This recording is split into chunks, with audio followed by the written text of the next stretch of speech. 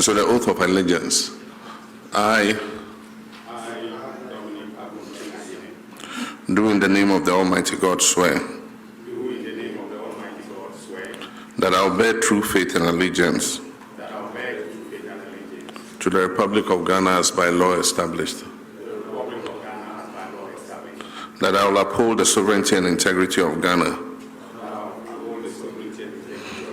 and that I will preserve, protect, and defend the Constitution of the Republic of Ghana.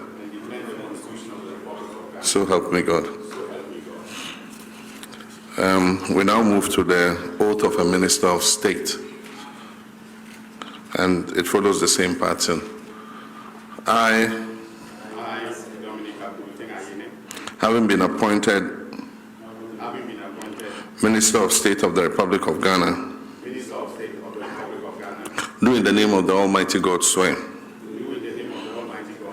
that I would at all times well and truly serve the Republic of Ghana in the office of Minister of State, and that I will uphold, preserve, protect, and defend the Constitution of the Republic of Ghana as by law established, and that I will, to the best of my judgment, at all times, when required, freely give my counsel and advice for the good management of the public affairs of the Republic of Ghana, and that I will not directly or indirectly reveal any matters that shall come to my knowledge in the discharge of my duties and committed to my secrecy as Minister of State. So help me God. Now you take the oath of secrecy, and it follows the same pattern, but this time you mention the office that you have been assigned to. So I, holding the office of, do in the name of the Almighty God swear that I will not directly or indirectly communicate or reveal to any person any matter which shall be brought under my consideration or shall come to my knowledge in the discharge of my official duties, except as may be required for the discharge of my official duties, or as may be specially permitted by law. So help me God. Congratulations.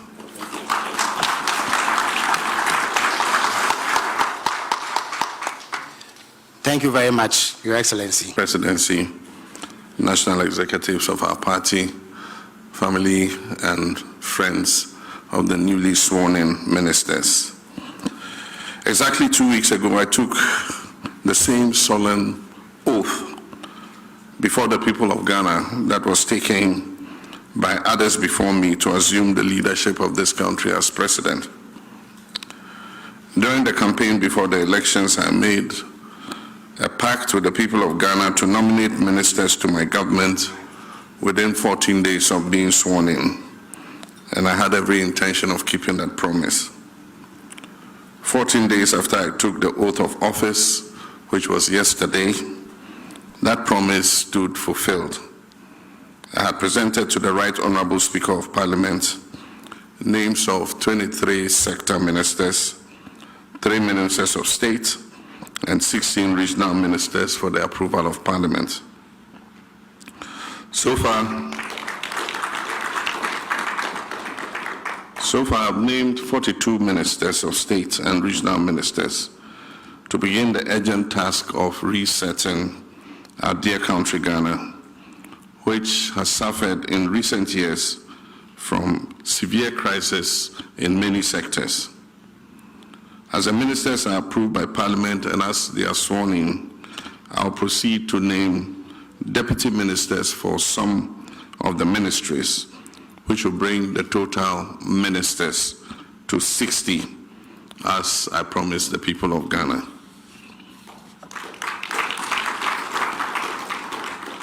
This will make this government Ghana's leanest and I believe most efficient government ever in history. I've just sworn you in the first 6 ministers who are responsible for perhaps the most critical sectors of our national life, especially economy and the energy sector. In economy, the people of Ghana are looking up to you, Dr. Forson, to reduce inflation and make life more affordable, reduce the cost of living. They're looking up to you to bring our debt level to bring our national debt to sustainable levels.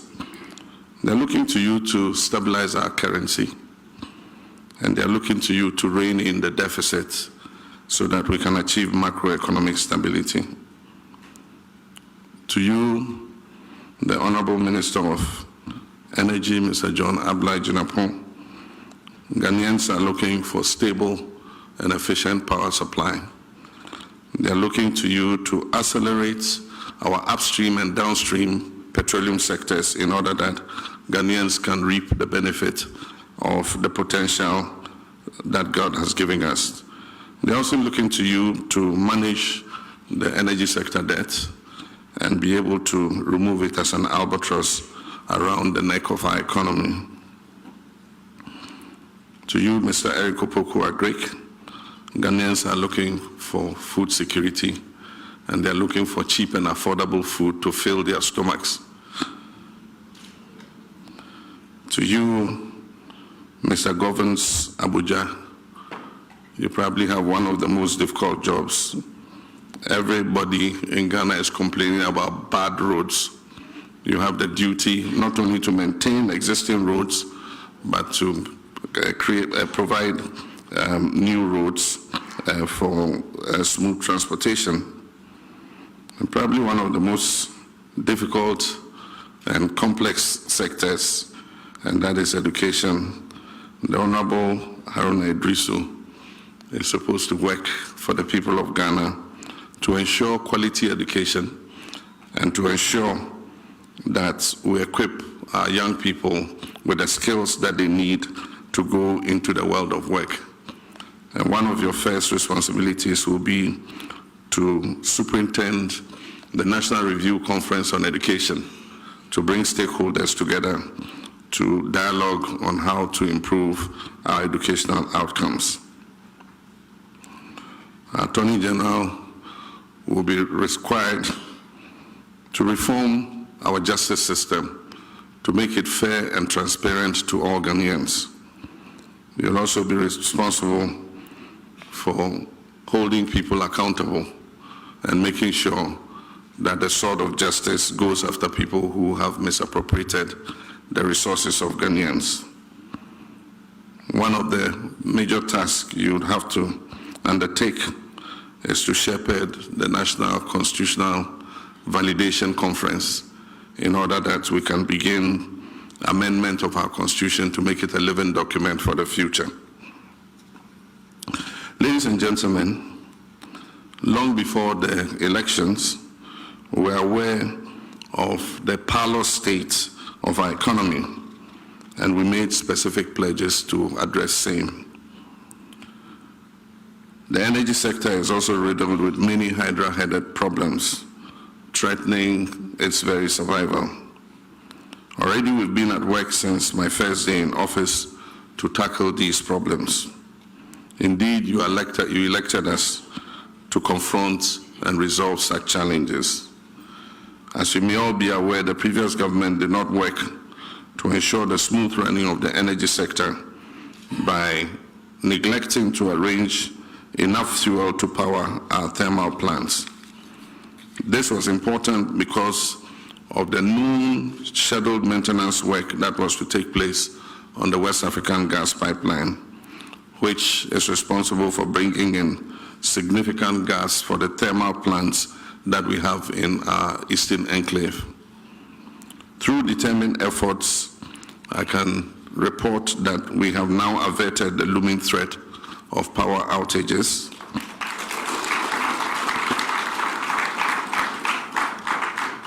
And began delivering fuel to the thermal plants in the east in advance of the shutdown of the West African gas pipeline. And Honorable Jinapo, I want to congratulate you for working very hard. Similar timely interventions have been necessary in areas such as education, where an acute food shortage was a major problem when schools were ordered to reopen on 3rd January. We have put in short-term measures to ensure that our children have adequate food so that they can go ahead with their learning. These are short-term measures and will help to keep our children in school, even as we strategize on streamlining the supply of food to schools and pay off arrears that are owed to schools, some dating from as far back as 2021. Over the weekend, I announced that a committee of eminent legal and governance experts would lead the process for a comprehensive review of the 1992 Constitution, taking into account the work that was done by previous committees. This will ensure that we refine our Constitution to meet the current exigencies and stand the test of time to meet present and future needs. I believe that this effort will be supported by the majority of Ghanaians who yearn for a constitution that is responsive to our modern world. While we were all aware of the country's parlous economic state before the elections, it is important in the spirit of openness and transparency to inform the people of Ghana about the true state of affairs as we inherited it. Therefore, I encourage the ministers, as you assume office, to tell the nation about the state of affairs in your sectors, even while you work tirelessly to lift us out of the current situation. On the part of the Attorney General, as I said, you will be expected to spearhead the much-needed reforms in our judicial system to make it more accessible and beneficial to all, irrespective of their backgrounds. The people of Ghana are desirous of a system that guarantees equal justice for all and nothing more or nothing less. It is quite clear that so much needs to be done in so short a time, and I assure the people of Ghana that this government will rise to the challenge and will reset our country. As I pointed out during my inaugural speech, Ghanaians have, through their votes, declared their intention to demand the highest standards of governance, and we cannot afford to fail them. This naturally puts a burden of responsibility on us, which we must prove equal to. Ghanaians have shown that the days of tolerance for disrespectful gaslighting by government officials are well and truly over. They will take firm action as they deem fit to punish any administration that takes them for granted. I therefore charge you to serve in humility and candor, always remembering that we serve at the pleasure of the Ghanaian people and that the authority we exercise emanates from them.